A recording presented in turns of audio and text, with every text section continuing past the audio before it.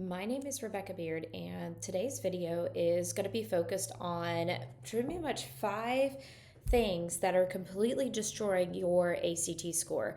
I am an ACT tutor and an SAT tutor, and I spend tons and tons of time with kids, and I am consistently seeing the same problems time and time again. That it doesn't take a lot of studying to fix, but it can greatly improve their scores if applied properly. And make sure you stay till the end. I've got one that has destroyed even some of my highest scorers, and that one is critical to know. So, number one is just spending too much dang time on the question.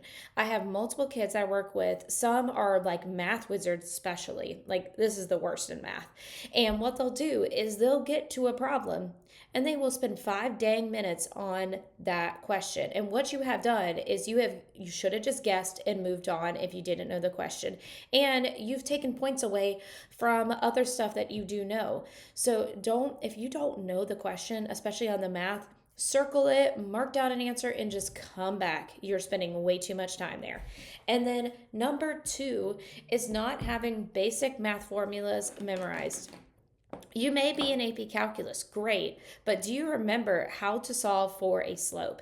And if you don't, you need to make sure you brush up on it. I always say, like, you need to know midpoint formula, you need to know all your area formulas, and you absolutely need to know slope.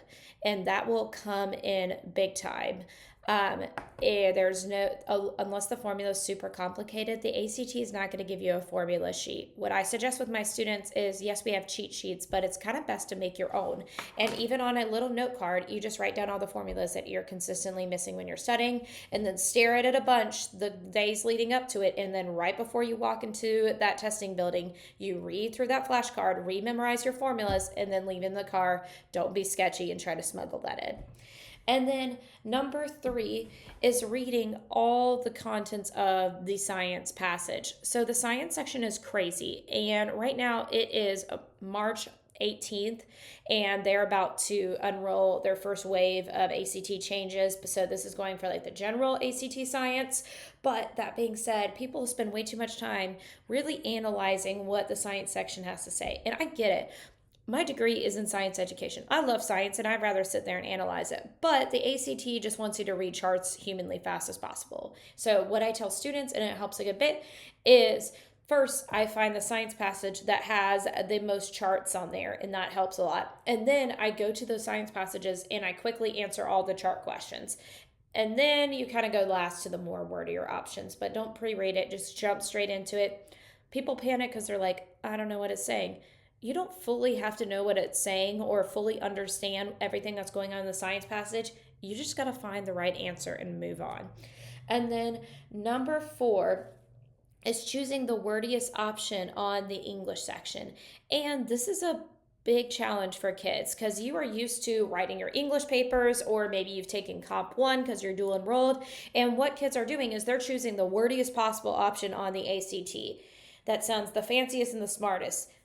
Absolutely wrong. What they want you to do is choose the one that has the most brevity or is the briefest. They want you to choose a concise and simple answer and go ahead and go with that. Don't choose the fanciest. You're not trying to hit a word count, and just choose the simplest one.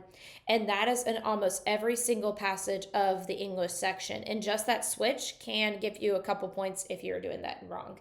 And then number 5 is a kryptonite for kids that are low scores, mid scores, high scores, and you've heard it since you're in elementary school, is not focusing on what the question is actually asking. Is especially, this happens a little bit more in the reading, sometimes the math too, is what people will do is they won't read the whole question, or they won't read really the key part of the question, and they will kind of just waste time trying to assume what the question is asking. The ACT is a very black and white test. What you need to do instead is, I always read the last sentence first of it. Like the question was a paragraph, then I read the last sentence.